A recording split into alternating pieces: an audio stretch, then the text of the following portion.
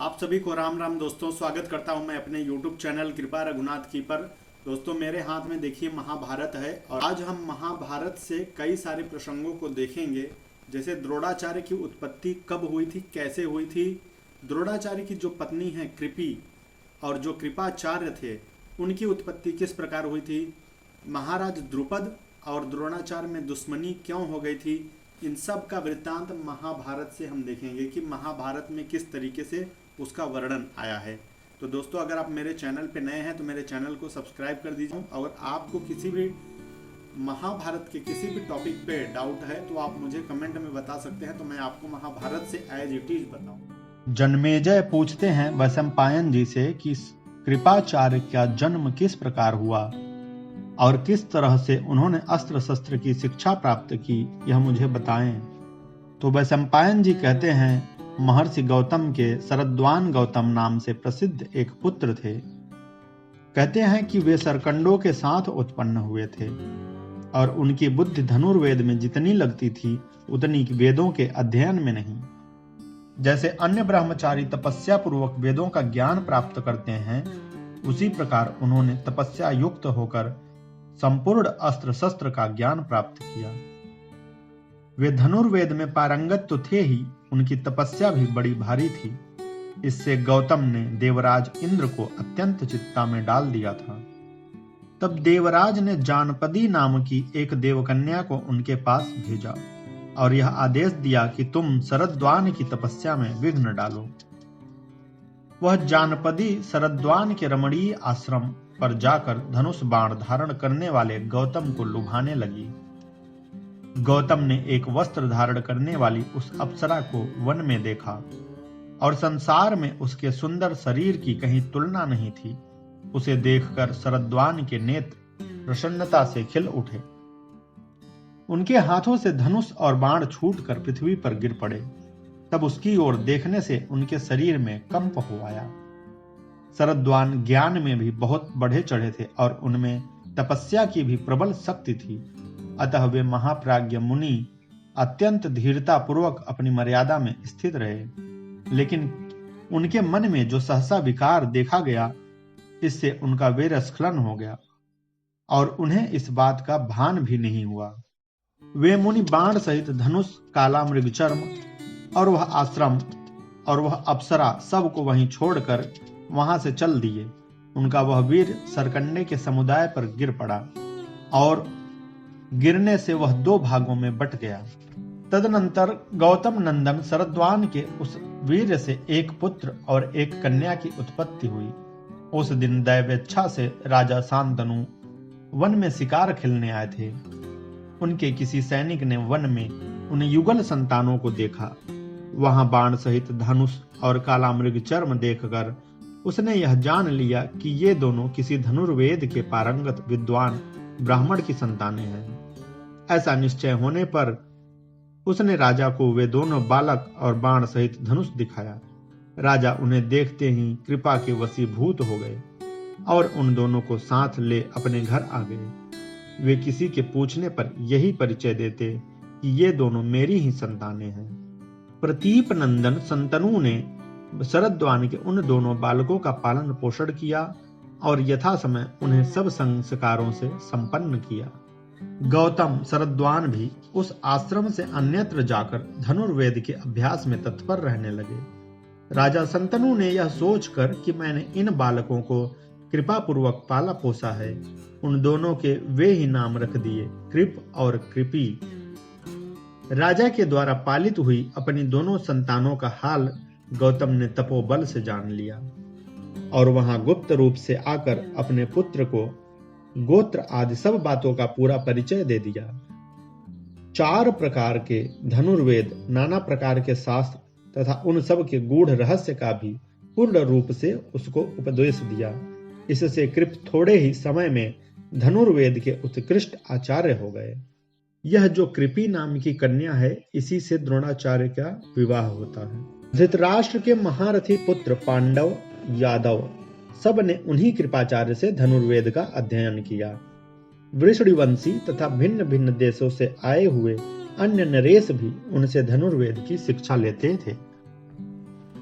कृपाचार्य के द्वारा पूर्णतः शिक्षा मिल जाने पर पितामह भीष्म ने अपने पौत्रों में विशिष्ट योग्यता लाने के लिए उन्हें और अधिक शिक्षा देने की इच्छा से ऐसे आचार्यों की खोज प्रारंभ की जो बाण संचालन की कला में निपुण और अपने पराक्रम के लिए सम्मानित हो। उन्होंने सोचा, जिसकी बुद्धि थोड़ी है, जो महान भाग्यशाली नहीं है, जिसने नाना प्रकार की अस्त्र विद्या में निपुणता प्राप्त नहीं की है और जो देवताओं के समान शक्तिशाली नहीं है, वह इन महाबली कौरवों को अस्त्र विद्या की शिक्षा नहीं दे सकता। यों विचार कर भरत श्रेष्ठ गंगानंदन भीष्म ने भरद्वाज वंशी वेद वेत्ता बुद्धिमान द्रोण को आचार्य के पद पर प्रतिष्ठित करके उनको शिष्य रूप में पांडव तथा कौरवों को समर्पित कर दिया। अस्त्र विद्या के विद्वानों में श्रेष्ठ महाभाग द्रोण महात्मा भीष्म के द्वारा शास्त्र विधि से भली भांति पूजित होने पर बहुत संतुष्ट हुए और उन महायशस्वी आचार्य द्रोण ने उन सब को शिष्य रूप में स्वीकार करके संपूर्ण धनुर्वेद की शिक्षा दी।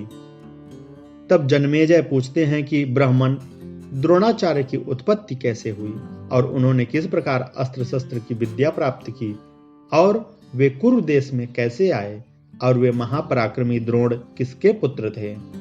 तब वैशंपायन जी कहते हैं, गंगा द्वार में भगवान भरद्वाज नाम से प्रसिद्ध एक महर्षि रहते थे।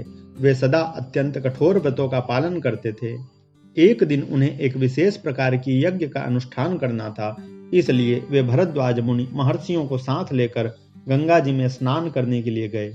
वहां पहुंचकर महर्षि ने प्रत्यक्ष देखा, घृताची अप्सरा पहले से ही स्नान करके नदी के तट पर खड़ी हो वस्त्र बदल रही है। वह रूप और यौवन से संपन्न थी। उसे ऐसी अवस्था में देखकर वायु चलने से उसका वस्त्र खिसक गया और उसे उस अवस्था में देखकर ऋषि के मन में कामवासना जाग उठी। परम बुद्धिमान भरद्वाज जी का मन उस अप्सरा में आसक्त हुआ। इससे उनका वीर्य स्खलन हो गया। ऋषि ने उस वीर्य को द्रोण अर्थात यज्ञ कलश में रख दिया। तब उन बुद्धिमान महर्षि को उस कलश से जो पुत्र उत्पन्न हुआ वह द्रोण से जन्म लेने के कारण द्रोण नाम से ही विख्यात हुआ। उसने संपूर्ण वेदों और वेदांगों का अध्ययन किया। प्रतापी महर्षि भरद्वाज अस्त्रवेत्ताओं में श्रेष्ठ थे। उन्होंने महाभाग अग्निवेश को आग्नेय अस्त्र की शिक्षा दी थी। अग्निवेश मुनि साक्षात अग्नि के पुत्र थे। उन्होंने अपने गुरु पुत्र भरद्वाज नंदन द्रोण को उस आग्नेय नामक महान अस्त्र की शिक्षा दी। उन दिनों पृषत नाम से प्रसिद्ध एक भूपाल महर्षि भरद्वाज के मित्र थे। उन्हें भी उसी समय एक पुत्र हुआ जिसका नाम द्रुपद था। वह राजकुमार क्षत्रियों में श्रेष्ठ था। वह प्रतिदिन भरद्वाज मुनि के आश्रम में जाकर द्रोण के साथ खेलता और अध्ययन करता था। पृषत की मृत्यु हो जाने पर महाबाहु द्रुपद उत्तर पांचाल देश के राजा हुए। कुछ दिनों बाद भगवान भरद्वाज भी स्वर्गवासी हो गए और महातपस्वी द्रोण उसी आश्रम में रहकर तपस्या करने लगे। वे वेदों और वेदांगों के विद्वान तो थे ही, तपस्या द्वारा अपनी संपूर्ण पाप राशि को दग्ध कर चुके थे। उनका महान यश सब ओर फैल चुका था। एक समय पितरों ने उनके मन में पुत्र उत्पन्न करने की प्रेरणा दी। अतः द्रोणाचार्य ने पुत्र के लोभ से शरद्वान की पुत्री कृपि को धर्म पत्नी के रूप में ग्रहण किया। कृपि सदा अग्निहोत्र, धर्मानुष्ठान तथा इंद्रिय संयम में उनका साथ देती। गौतमी कृपि ने द्रोण से अश्वत्थामा नामक पुत्र प्राप्त किया। उस बालक ने जन्म लेते ही उच्चैःश्रवा घोड़े के समान शब्द किया। उसे सुनकर अंतरिक्ष में स्थित किसी अदृश्य चेतन ने कहा, इस बालक के चिल्लाते समय अश्व के समान शब्द संपूर्ण दिशाओं में गूंज उठा है, अतः यह अश्वत्थामा नाम से ही प्रसिद्ध होगा। उस पुत्र से भरद्वाज नंदन द्रोण को बड़ी प्रसन्नता हुई। बुद्धिमान द्रोण उसी आश्रम में रहकर धनुर्वेद का अभ्यास करने लगे। किसी समय उन्होंने सुना कि महात्मा जमदग्नि नंदन परशुराम जी इस समय सर्वज्ञ एवं संपूर्ण शस्त्रधारियों में श्रेष्ठ हैं और शत्रुओं को संताप देने वाले वे विप्रवर ब्राह्मणों को अपना सर्वस्व दान करना चाहते हैं। द्रोण ने यह सुनकर कि परशुराम जी के पास संपूर्ण धनुर्वेद और दिव्यास्त्रों का ज्ञान है, उन्हें प्राप्त करने की इच्छा की। इसी प्रकार उन्होंने उनसे नीति शास्त्र की शिक्षा लेने का भी विचार किया। फिर ब्रह्मचर्य का पालन करने वाले तपस्वी शिष्यों से घिरे हुए महातपस्वी महाबाहु द्रोण परम उत्तम महेंद्र पर्वत पर गए। महेंद्र पर्वत पर पहुंचकर महान तपस्वी द्रोण ने क्षमा, सम, दम आदि गुणों से युक्त शत्रुनाशक भृगुनंदन परशुराम जी का दर्शन किया और फिर शिष्यों सहित द्रोण ने भृगुश्रेष्ठ परशुराम जी के समीप जाकर अपना नाम, पता और कहा कि मेरा जन्म आंगिरस कुल में हुआ है। इस प्रकार नाम और गोत्र बताकर उन्होंने पृथ्वी पर मस्तक टेक दिया और परशुराम जी के चरणों में प्रणाम किया। फिर अपना सर्वस्व त्याग कर वन में जाने की इच्छा रखने वाले महात्मा जमदग्नि कुमार से द्रोण ने इस प्रकार कहा कि द्विजश्रेष्ठ, मैं महर्षि भरद्वाज से उत्पन्न उनका अयोनिज पुत्र हूं। आपको यह ज्ञात हो कि मैं धन की इच्छा से यहां आया हूं। मेरा नाम द्रोण है। यह सुनकर समस्त क्षत्रियों का संहार करने वाले महात्मा परशुराम उनसे यों बोले, द्विजश्रेष्ठ, तुम्हारा स्वागत है। तुम जो कुछ भी चाहते हो मुझसे कहो। उनके इस प्रकार पूछने पर भरद्वाज कुमार द्रोण ने नाना प्रकार के धन रत्नों का दान करने की इच्छा वाले योद्धाओं में श्रेष्ठ परशुराम से कहा, महान व्रत का पालन करने वाले महर्षि, मैं आपसे ऐसे धन की याचना करता हूं जिसका कभी अंत ना हो। परशुराम जी बोले कि तपोधन, मेरे पास यहाँ जो कुछ सवर्ण और अन्य प्रकार का धन था वह सब मैंने ब्राह्मणों को दे दिया। इसी प्रकार ग्राम और नगरों की पंक्तियों से सुशोभित होने वाली समुद्र पर्यंत यह सारी पृथ्वी महर्षि कश्यप को दे दी है। अब मेरा यह शरीर मात्र बचा है, साथ ही नाना प्रकार के बहुमूल्य अस्त्र शस्त्रों का ज्ञान अवशिष्ट है। अतः तुम अस्त्र शस्त्रों का ज्ञान अथवा यह शरीर मांग लो। इसे देने के लिए मैं सदा प्रस्तुत हूं। द्रोण, बोलो मैं तुम्हें क्या दूं? शीघ्र कहो। द्रोण ने कहा कि भृगुनंदन, आप मुझे प्रयोग रहस्य तथा संहार विधि सहित संपूर्ण अस्त्र शस्त्रों की शिक्षा का ज्ञान प्रदान कीजिए।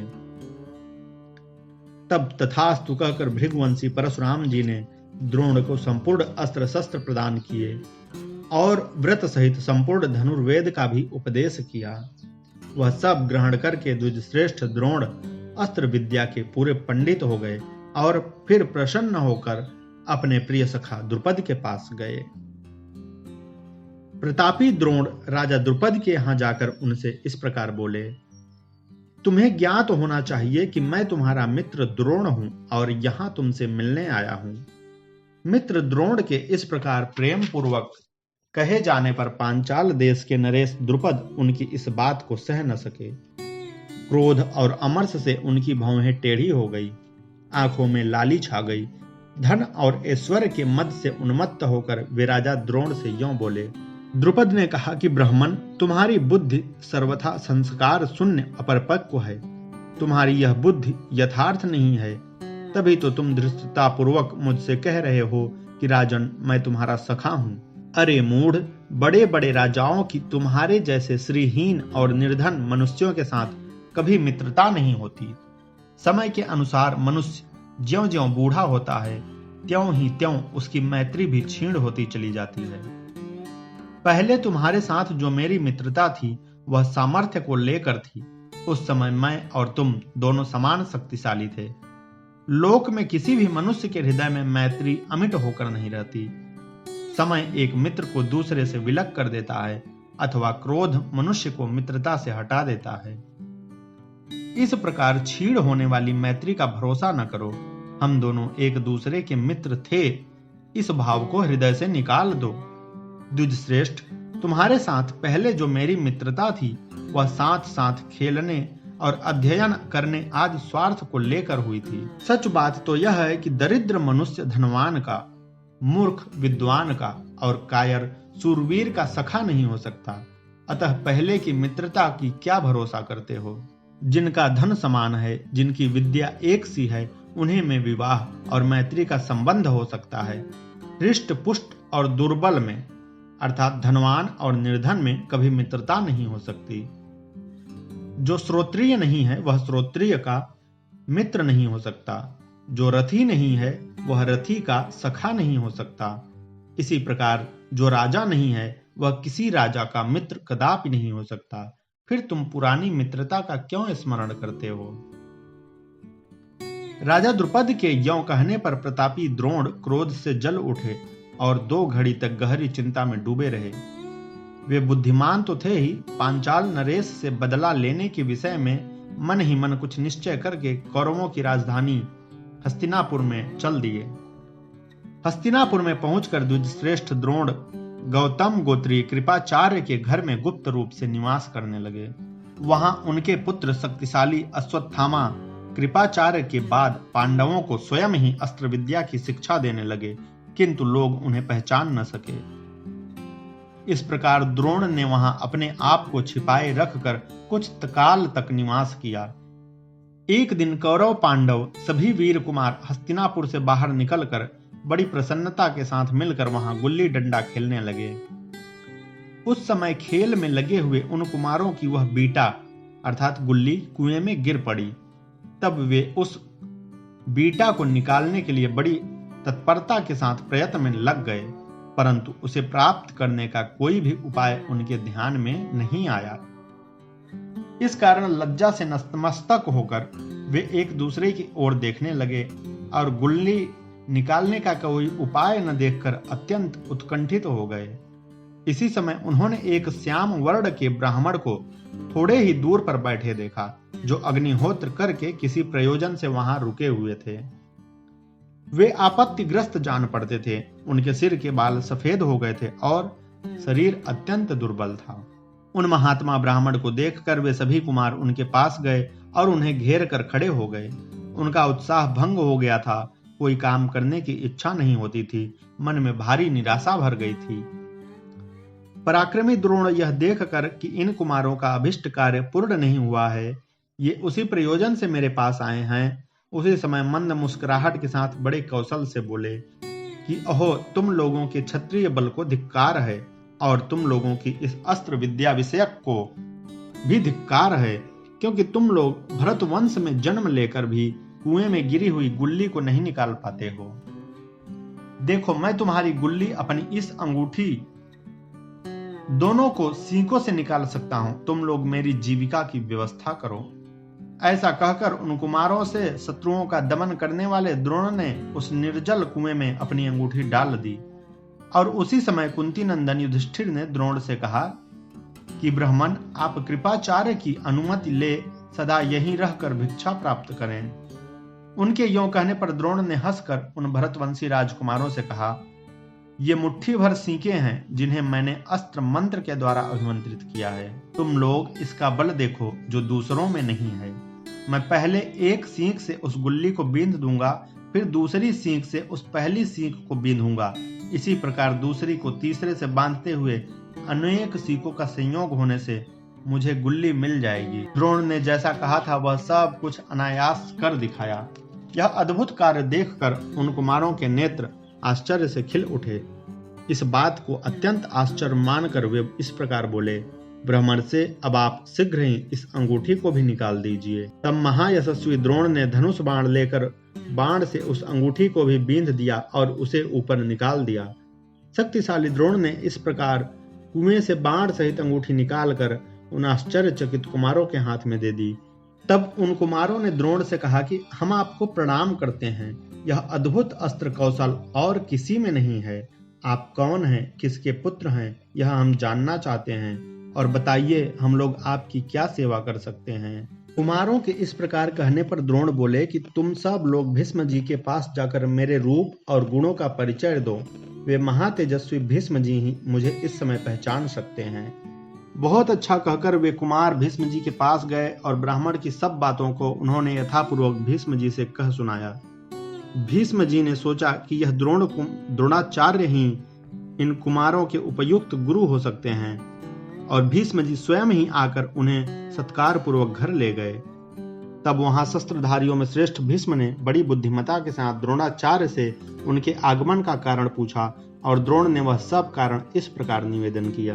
द्रोण ने कहा कि अपनी प्रतिज्ञा से कभी च्युत न होने वाले भीष्म जी, पहले की बात है, मैं अस्त्र शस्त्रों की शिक्षा तथा धनुर्वेद का ज्ञान प्राप्त करने के लिए महर्षि अग्निवेश के समीप गया था। वहां मैं विनीत हृदय से ब्रह्मचर्य का पालन करते हुए सिर पर जटा धारण करते हुए कई वर्षों तक रहा। गुरु की सेवा में निरंतर संलग्न रहकर मैंने दीर्घ काल तक उनके आश्रम में निवास किया। उन दिनों पांचाल राजकुमार महाबली यज्ञसेन द्रुपद भी, जो बड़े शक्तिशाली थे, धनुर्वेद की शिक्षा पाने के लिए उन्हीं गुरुदेव अग्निवेश के समीप रहते थे। वे उस गुरुकुल में मेरे बड़े ही उपकारी और प्रिय मित्र थे। प्रभु, उनके साथ मिलजुल कर मैं बहुत दिनों तक आश्रम में रहा। बचपन से ही हम दोनों का अध्ययन साथ साथ चलता था। द्रुपद वहां मेरे घनिष्ठ मित्र थे। वे सदा मुझसे प्रिय वचन बोलते और मेरा प्रिय कार्य करते। हे भीष्म जी, वे एक दिन मुझसे मेरी प्रसन्नता को बढ़ाने वाली बात बोले कि द्रोण, मैं अपने महात्मा पिता का अत्यंत प्रिय पुत्र हूँ। जब पांचाल नरेश मुझे राज्य पर अभिषिक्त करेंगे, उस समय मेरा राज्य तुम्हारे उपभोग में आएगा। हे सखे, मैं सत्य की सौगंध खाकर कहता हूँ, मेरे भोग, वैभव और सुख सब तुम्हारे अधीन होंगे। यों कहकर वे अस्त्र विद्या में निपुण हो मुझसे सम्मानित होकर अपने देश को लौट गए। उनकी उस समय कही हुई इस बात को मैं अपने मन में सदा याद रखता था। कुछ दिनों बाद पितरों की प्रेरणा से मैंने पुत्र प्राप्ति के लोभ से परम बुद्धिमती, महान व्रत का पालन करने वाली अग्निहोत्र, सत्र तथा समदम के पालन में मेरे साथ सदा संलग्न रहने वाली शरद्वान की पुत्री यशस्विनी कृपि से, जिसके केस बहुत बड़े नहीं थे, विवाह किया। उस गौतमी कृपि ने मुझसे मेरे औरस पुत्र अश्वत्थामा को प्राप्त किया, जो सूर्य के समान तेजस्वी और भयंकर पराक्रम और पुरुषार्थ करने वाला है। उस पुत्र से मुझे उतनी ही प्रसन्नता हुई जितनी मुझसे मेरे पिता भरद्वाज को हुई थी। एक दिन की बात है, गोधन के धनी ऋषि कुमार गाय का दूध पी रहे थे। उन्हें देखकर मेरा छोटा बच्चा अश्वत्थामा भी बाल स्वभाव के कारण दूध पीने के लिए मचल उठा और रोने लगा। इससे मेरी आंखों के सामने अंधेरा छा गया। मुझे दिशाओं के पहचानने में भी संशय होने लगा। मैंने मन ही मन सोचा, यदि मैं किसी कम गाय वाले ब्राह्मण से गाय मांगता हूँ तो कहीं ऐसा न हो कि वह अपने अग्निहोत्र आदि कर्मों में लगा हुआ स्नातक गोदुग्ध के बिना कष्ट में पड़ जाए।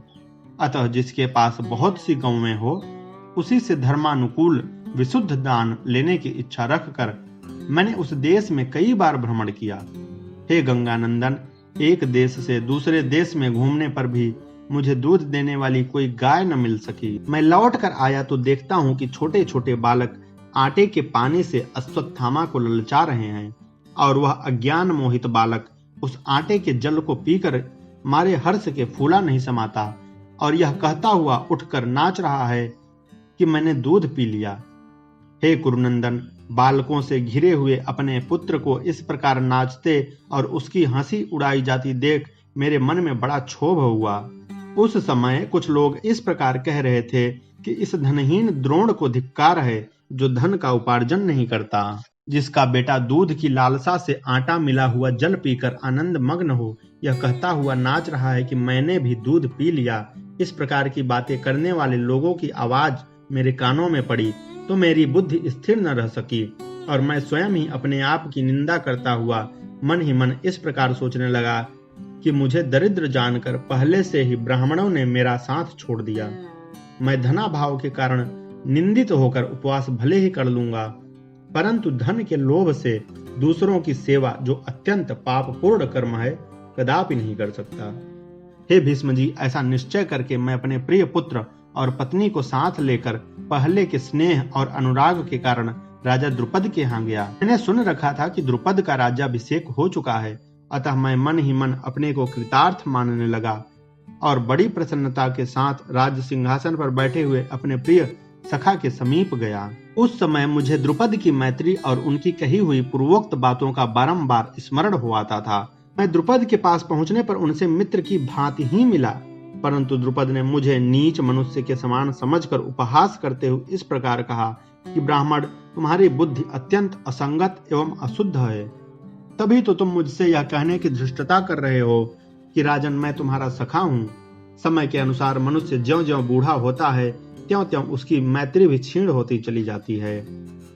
अतः पहले तुम्हारे साथ जो मेरी मित्रता थी वह सामर्थ्य को लेकर थी। उस समय हम दोनों की शक्ति समान थी, किंतु अब वैसी बात नहीं है। जो श्रोत्रिय नहीं है वह श्रोत्रिय का अर्थात वेद वेत्ता का, जो रथी नहीं है वह रथी का सखा नहीं हो सकता। द्रुपद ने कहा कि ब्राह्मण, तुम्हारी इच्छा हो तो मैं तुम्हें एक रात के लिए अच्छी तरह भोजन दे सकता हूँ। राजा द्रुपद के यों कहने पर मैं पत्नी और पुत्र के साथ वहां से चल दिया। चलते समय मैंने एक प्रतिज्ञा की थी जिसे शीघ्र पूर्ण करूंगा। द्रुपद के द्वारा जो इस प्रकार तिरस्कार पूर्ण वचन मेरे प्रति कहा गया है, उसके कारण मैं क्षोभ से अत्यंत व्याकुल हो रहा हूँ। भीष्म जी, मैं गुणवान शिष्यों के द्वारा अपने अभिष्ट की सिद्धि चाहता हूँ और आपके मनोरथ को पूर्ण करने के लिए पांचाल देश से कुरुराज्य के भीतर इस रमणीय हस्तिनापुर नगर में आया हूँ। अब बताइए मैं आपका कौन सा प्रिय कार्य करूं?